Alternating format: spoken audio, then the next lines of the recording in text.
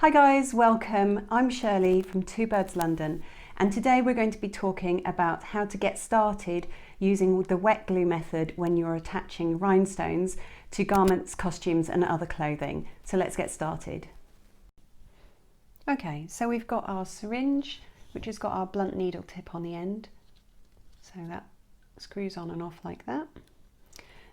This is my baby wipe, which I use to hold in my left hand, and I hold the syringe down like that when I'm not using it, and that the baby wipe, then it keeps the glue slightly wet on the end and that stops it from drying up.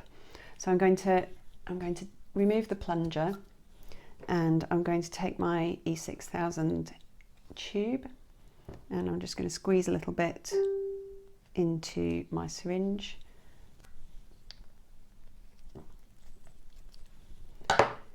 And then I'm going to take the plunger and push it back into the syringe.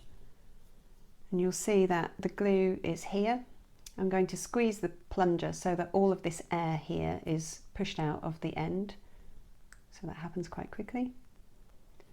And then I'm going to squeeze so that a tiny bit of glue comes out of the end. So you can see it's just starting to leak out there. So the baby wipe is also very useful to just wipe off any excess leaking glue.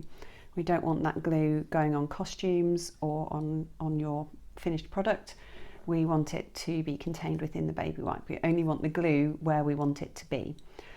So in order to add stones, I'm going to use these ones, which are SS16, and you can see that they are silver grey on the back. And these ones are flat back crystals.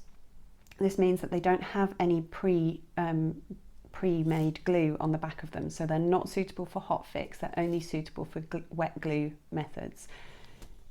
You can use stones like this, and the darker grey background is the glue, and these can be applied using wet glue or hot fix, and I usually buy these. So these ones are more versatile because you can use either method, but they are a little bit more expensive as well. But for the purposes of this video, I'm going to use these ones, which are flat backs, so there's no glue on the back of them. And they're not huge stones, so I don't want a big blob of glue. I just want a fairly small one. And I've practiced enough to know what size of glue dot I need. But I would recommend that before you add any stones to any costume or garment, that you do practice on a scrap of fabric first. So I'm going to show you on this scrap of fabric, and then you can get an idea of how big the glue blobs need to be. So you're going to hold your syringe in your hand. If you're right-handed like me, then hold it in your right hand.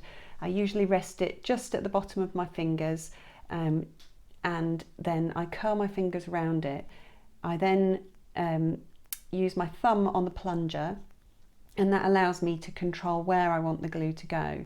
The other reason I hold the syringe like this is because it actually keeps the glue warm, and that means that the glue flows better and it doesn't go quite so stringy. So there's a good reason for holding it in my hand like this, not just because of comfort. When you're ready, you're going to squeeze gently on the plunger until some glue comes out on the end of the syringe. So we're going to squeeze, and then you're going to push the needle tip into the fabric and quickly flick slightly to one side. That just means that it breaks the connection on the glue dot, and that means that you don't get strings pulling across your fabric. This is definitely a technique to practice, and it does get easier with practice. So you're going to squeeze, push and flick, squeeze, push and flick, squeeze, push and flick, until you've got a row of glue dots. Again, if you're just starting, I would recommend that you only do a few at a time. Once you get more experience, you'll know how many glue dots you can produce and still put stones on before they dry. But if you're not sure, then do a few and just keep it quite a small number. So I'm going to use my crystal katana tool to pick up the crystals, but there are lots of other different types of tools that you can use. They all do the same job, but this is the one I prefer. So I'm going to pick up my stone just by lightly touching the wax tip onto the crystal side. I'm going to then move it and place it directly over the glue dot. When the crystal touches the glue dot, it will create a slight stickiness on the back of the crystal, and that will release it from your wax tip. One of the nice things about the katana tool is that it has this metal tip on the other end, and it's got a small hole in the top, which I use to place over the crystal like this, and I push the crystal down into the glue. If you don't have a katana, then you can use your wax pencils and just gently push down, but just be careful not to push too hard. You will break or damage the wax tip. You can do the same thing on the katana as well. Just be careful about how much you push. They're not designed for you to push hard into the glue. So just go over, make sure that you've got your crystals sitting nicely in the blob of glue. Now, it's probably quite hard to see on this video. If I lift the fabric up, hopefully you'll be able to see. What you want to see is a very tiny amount of glue just pressing out from underneath the stone, and that means that the glue has covered the whole of the back of the stone, but you've not got so much that it's welling up around the side of the stone. So it's a fine balance between enough and too much, but you want to have just enough that you can see it around the edge of the stone, but not so much that it's covering over the top of the stone. If you are using larger stones, then you're going to need a bigger blob of glue. So I'll do a few just here with the SS20. And actually I'll show you. This one here is the size of glue dot that I would use if I was doing an SS20 stone. This one here is what I would use if I was doing an SS16 stone. So just so that you can see the difference between both of them. This one is an SS20 stone. And I'll place that in. And these are the SS16s. And I'll place that one in as well. So you can see the different size in stone. This is SS20 and this is SS16. And as a result, you are going to need a slightly larger blob of glue to fix the SS20s. And the same principle applies with larger stones, so going up to the SS30, 34, and even the smaller stones going down to SS10s and even smaller if you want to. You just need to use the appropriate amount of glue in order to fix that stone, so not too much. There is a downloadable sheet that I'll put a link to in the comments below, which you can download for free, and that will give you the main sizes of stones on that sheet with some practice dots so that you can get an idea of what size your glue needs to be. So you can download that for free. The main technique really is getting this flick correct. So you want to go down and flick, down and flick. And that is really critical, as I said, to stop glue strings from moving across your fabric. So spend a bit of time practicing that, and then do that on a scrap piece of fabric, like I said, before you start.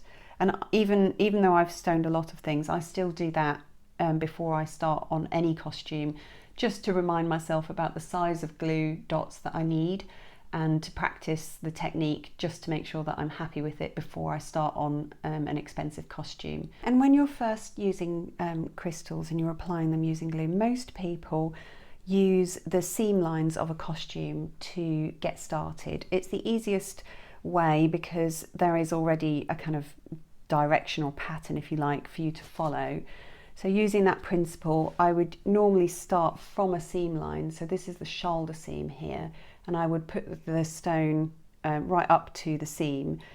Usually it's best not to put a stone over seams because seams do have some stretch in them, but also there's not a completely flat surface for the stone to stick to. So I normally go either side of the seam. So if I just put stone here,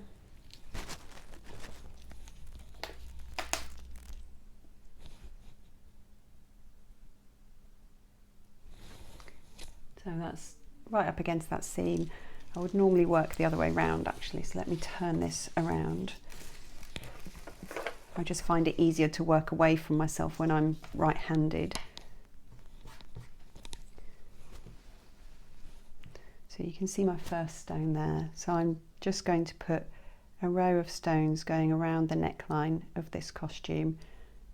So I'm just squeezing out glue, press and flick.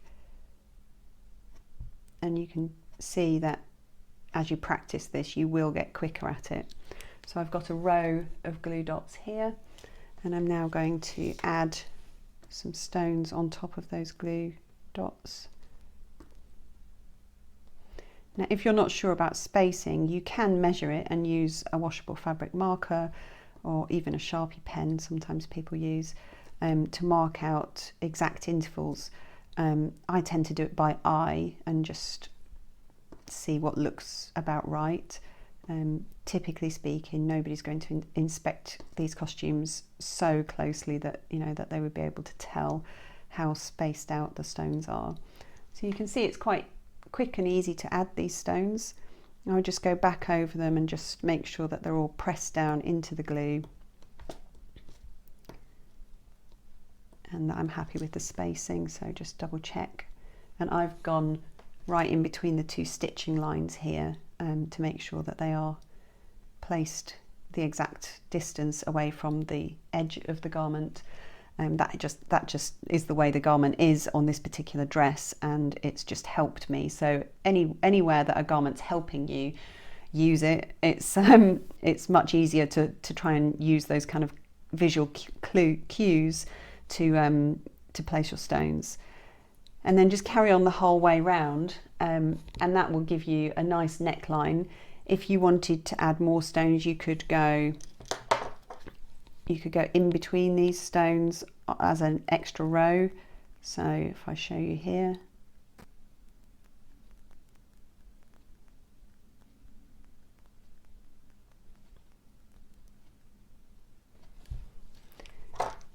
so most rhinestone designs are built up, and they usually start quite simple, and then you add to them as you go on to create a more complex design.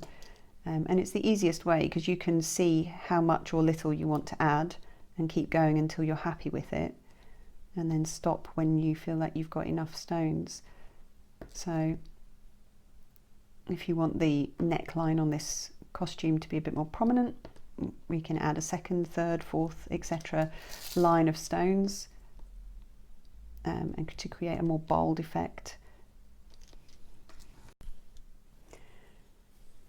So you can see there that adding a second line of stones does create a bigger, bolder effect, and when that costume is held up, especially when it's on the ice, then you will see that line of stones much more prominently than if it was a single line of stones. So most people start on the seams. Once you feel a bit more confident, then you can start creating scatter effects, or you can start creating designs like this on the side of the costume.